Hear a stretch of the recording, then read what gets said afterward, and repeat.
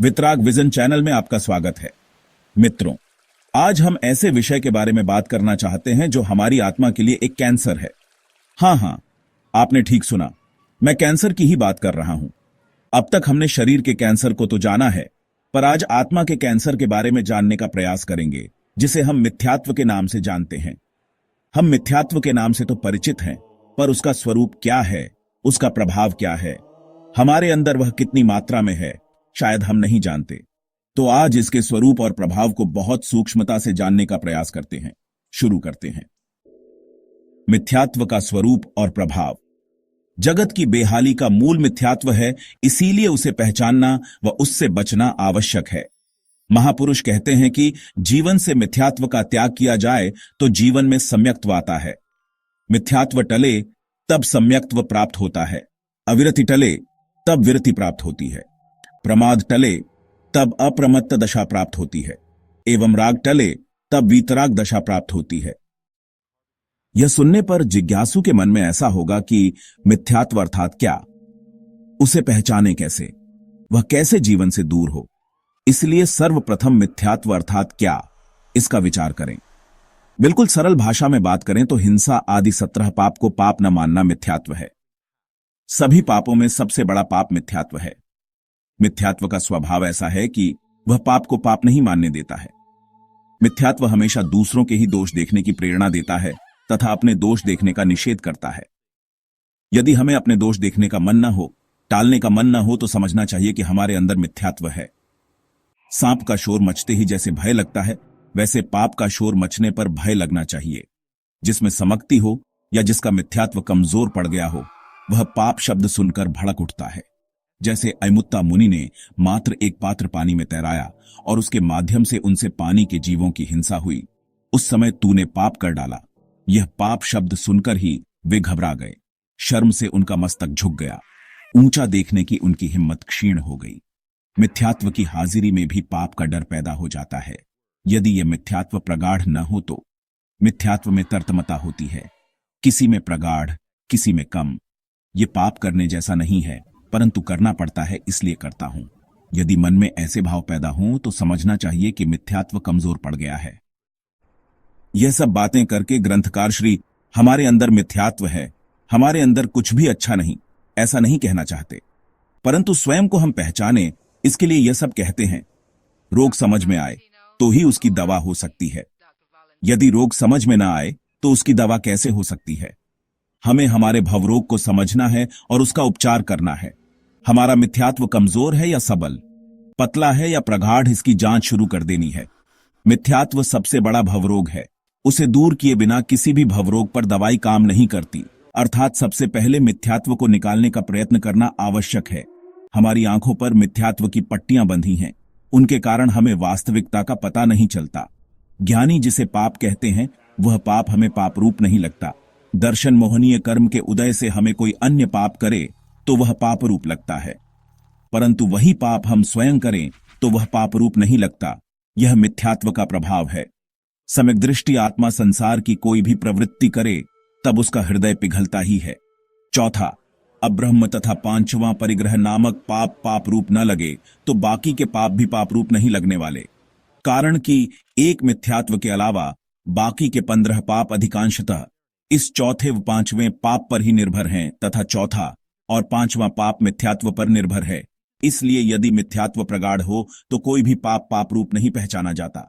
वृत्ति के परिवर्तन के बगैर प्रवृत्ति का परिवर्तन संभव है, किंतु सम्यक दर्शन संभव नहीं। 5 इंद्रियों के भोगरूप अब्रह्म व उसका साधन रूपी परिग्रह चौथा व पांचवा पाप है। इन 2 पाप को पाप माना जाए तो ही उनके लिए किए जाने वाले अन्य 15 पाप पाप रूप लगेंगे, और इस प्रकार प्राणातिपात आदि 17 पाप पाप लगें तो ही मिथ्यात्व भागे और सम्यक दर्शन आए। संसार में जो वस्तु जैसी है वैसी ही लगनी चाहिए।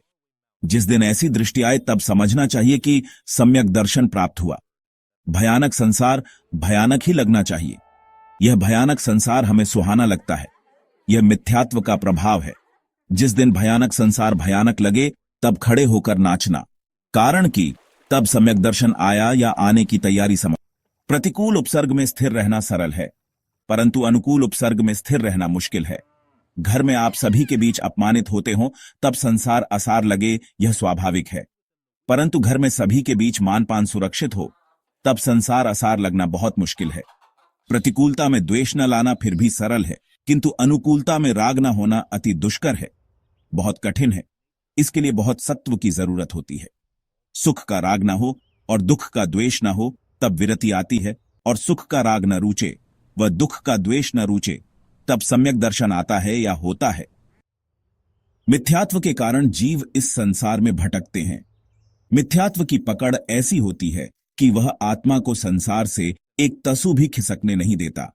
लाखों रुपए का दान दो, पूरी जिंदगी शील पालो, कितना भी तप करो, किंतु यदि मिथ्यात्व न गया एवं सम्यक्त्व न आया तो वह दानशील व तप शून्य समान है।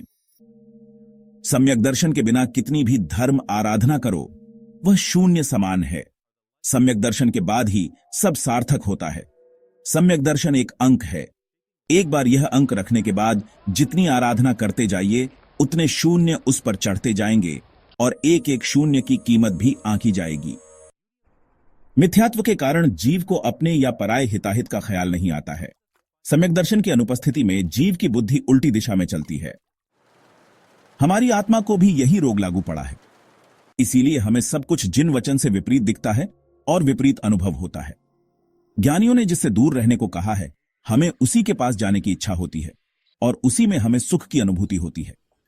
ज्ञानी भगवंतों ने संसार को भयानक कहा है, इसके बावजूद यही संसार हमें सुहाना लगता है। यह मिथ्यात्व का प्रभाव है।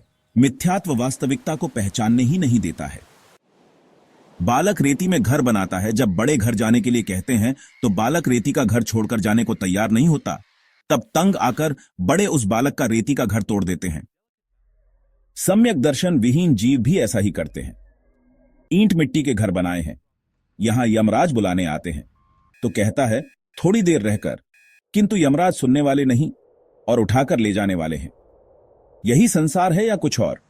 संस्कारहीन मनुष्य कहीं भी जाए तो वह अपमानित होता है। आज आप जिस दिशा में दौड़ते हो वह दिशा गलत है, ऐसा आप मानते हैं सही। बालक की भांति वस्तु पुद्गल के पीछे पड़ जाते हैं, न मिले तब तक कोशिश दौड़ धूप जारी रखते हैं। यह सब क्या है? आराधना, पुण्य का जकीरा, श्रेष्ठ संस्कार का जकीरा यहां से साथ लेकर जाना है। सात क्षेत्र में यहां से जितना जमा करोगे उतना हमें आगे के भवों में काम आने वाला है। अपने सुर में अरिहंत परमात्मा का या गुरु भगवंत का सुर नहीं मिलाना है, परंतु अरिहंत परमात्मा के सुर में, गुरु भगवंत के सुरों में हमें अपना सुर मिलाना है। मिथ्यात्व होगा तब तक अपने सुर में उनका सुर मिलाने की इच्छा होगी, और मिथ्यात्व जाएगा या कमजोर पड़ेगा तब अरिहंत या सद्गुरु के सुर में अपना सुर मिलाने की इच्छा होगी। हमारे जीवन में मिथ्यात्व कहां कहां रोड़ा बनता है यह ढूंढ निकालना है, और इसके लिए सभी मुद्दों पर विचार करना है। स्वार्थ के लिए नीति करो तो वह अधर्म है। गलत वस्तु को सच्ची सिद्ध करने के लिए अदालत में बयान देने गए साक्षी द्वारा अदालत में बोले जाने वाले 99 सत्य अंतिम 100वें असत्य को सत्य में खपाने के लिए होते हैं। एक गलत को सच्चा साबित करने के लिए 99 बार बोले गए सत्य भी असत्य हैं, इसलिए वे 99 सत्य भी अधर्म हैं। संकित न हो तब तक गुण गुण नहीं, और उसमें भी यदि मिथ्यात्व प्रगाढ़ हो तो वह गुण महादोष बन जाता है।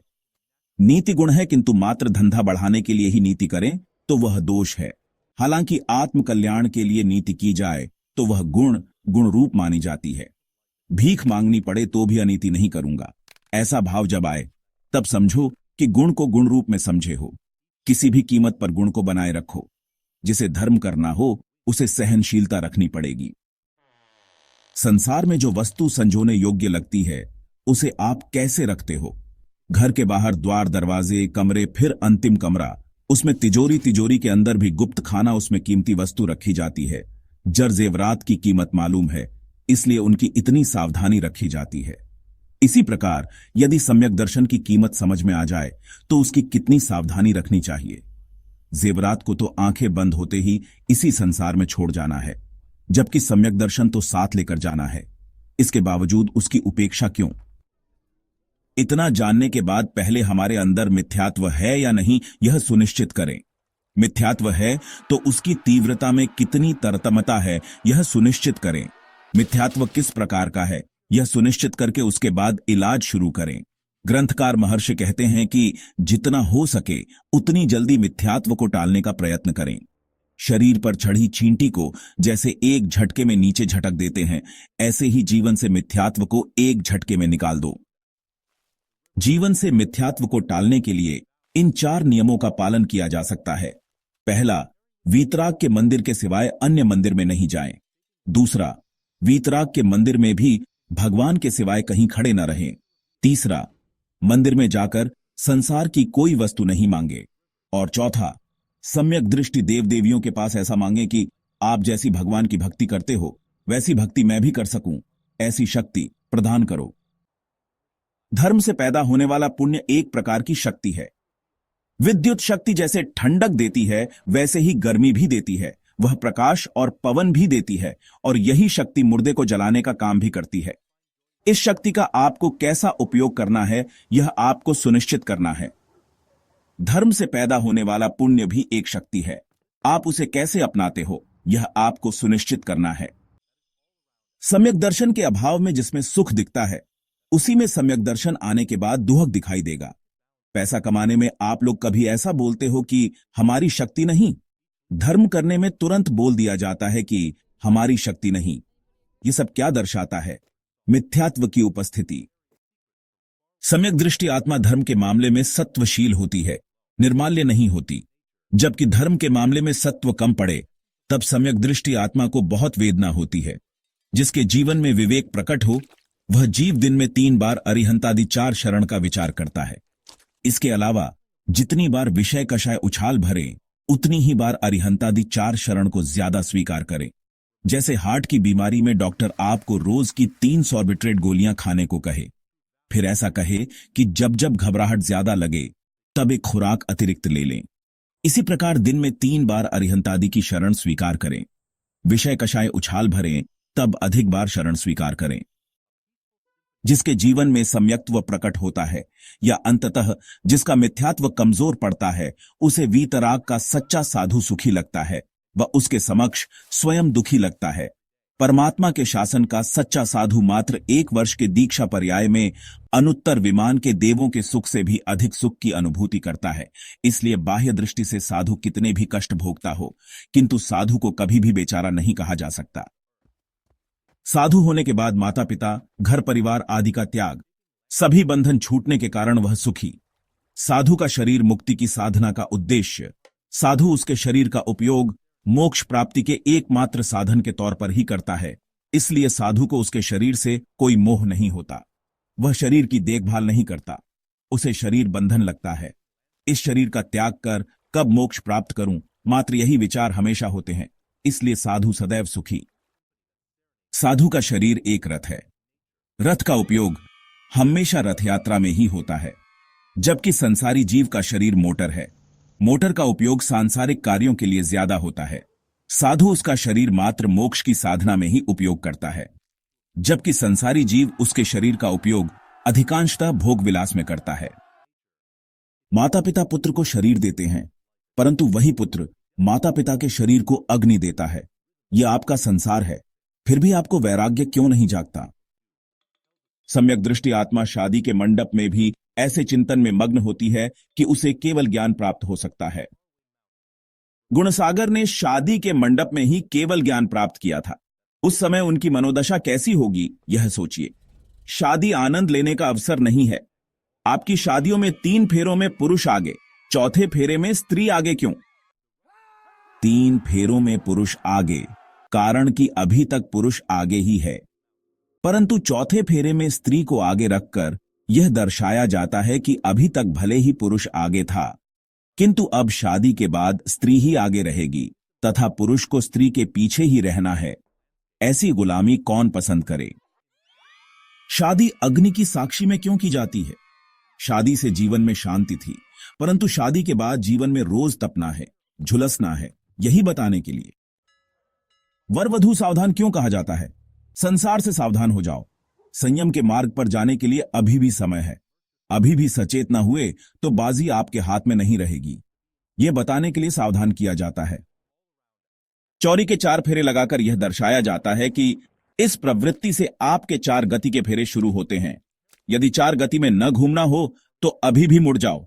समझ में आया कुछ? सम्यक दर्शन प्राप्ति के बाद सुहाना संसार भी नहीं सुहाता है। समकिति को पल पल यह संसार नए जूतों की तरह काटता है। नए महंगे जूते शादी के मौके पर पहने नए जूते काटते हैं, परंतु प्रसंग के कारण उन्हें निकाल नहीं सकते। हालांकि हर कदम रखने में आपको काटने की वेदना होती है। मन में है कि कब घर जाऊं और जूतों को उतार फेंकूं। बस संसार में बैठे समकिति की भी ऐसी ही स्थिति होती है। संसार की एक एक प्रवृत्ति करते हुए उसे नए जूते के काटने जैसी वेदना होती है। कब यह सब छोड़कर संयम ग्रहण करूं, यही उसकी इच्छा होती है। श्रेणिक राजा के मात्र ये शब्द कि जा तेरा मुंह मुझे मत दिखाना सुनकर ही अभय कुमार ने भगवान के पास जाकर दीक्षा अंगीकार कर ली। कारण कि संसार में रहने की उनकी जरा भी इच्छा नहीं थी। आपके जीवन में शायद ऐसी स्थिति आए कि आपके घर से पति अथवा पत्नी आपसे ऐसा कुछ कहे तो आप क्या करोगे? घर छोड़ दोगे ना? इतने दुहव पाप से भरा संसार क्या आपको खटकता नहीं है? आप सर्वविरति न ले सको तो कुछ नहीं, सबका ऐसा सत्व न भी हो, परंतु यही सच है, यही लेने जैसा है और इसके बिना मेरी मुक्ति नहीं है, ऐसा भाव तो आपके हृदय में है ना? सम्यक दर्शन आने के बाद संसार में कदम कदम पर जीवों में जीवन चेतना की धड़कन दिखाई देती है। प्रत्येक जीव में चैतन्य धड़कता दिखाई देता है। किसी भी प्रवृत्ति में जीव हिंसा की संभावना दिखाई दे तब उसकी आत्मा अंदर से खड़बड़ा उठती है। जीव की हिंसा होने पर जीव की वेदना दिखाई देती है। अपनी आत्मा पर आने वाले कर्म दिखाई देते हैं, उसके दारुण फल दिखाई देते हैं। यह सब देखकर वह कांप उठता है। फिर उसे किसी भी प्रकार के सुख में सुख की अनुभूति नहीं होती। इसलिए उस जीव को आश्रव से बचने, संवर साध लेने व निर्जरा करने की इच्छा होती है। जब तक संसार का चक्र चालू है तब तक जीवों की हिंसा चालू ही रहेगी। इसलिए जल्दी से मोक्ष में पहुंच जाऊं ताकि किसी जीव को मारने या दुखी करने का सवाल ही पैदा ना हो, ऐसा समकिति के मन में होता है। सम्यक दृष्टि को धन कमाने जाने की प्रवृत्ति के लिए लगता है कि यह कमाने की प्रवृत्ति नहीं बल्कि भीख मांगने की प्रवृत्ति है। पराई वस्तु लेने जाना अर्थात भीख मांगने जैसा ही हुआ ना। अपना धन तो अपनी आत्मा के गुण हैं, उन्हें प्राप्त करने का प्रयास करना ही सच्चा पुरुषार्थ है। बाकी सब विडंबनाएं हैं, ऐसा सम्यक दृष्टि को लगता है। सम्यक दर्शन आए बिना तात्विक गुणों का प्रकटीकरण, देश विरति एवं अंततः सर्व विरति संभव नहीं। मिथ्यात्व की भयंकरता समझ में न आए तब तक उसे दूर करने का मन नहीं होता है। जिसे भी मिथ्यात्व को दूर करके सम्यक्त्व प्राप्त करना हो, उसे जीवन में 13 गुण प्रकट करना आवश्यक है। इन 13 गुणों को आत्मसात करने से मिथ्यात्व टलता है और सम्यक दर्शन प्राप्त होता है। आज इतना ही रखते हैं। अगली वीडियो में जानेंगे मिथ्यात्व के 5 प्रकार, उसकी क्या महत्वता है, वह हमारे जीवन में क्या क्या उपाधियां लाता है और उससे बचा कैसे जाए। चैनल को सब्सक्राइब करें एवं वीडियो को लाइक करें, जिससे आने वाली और वीडियो आपको मिलती रहे।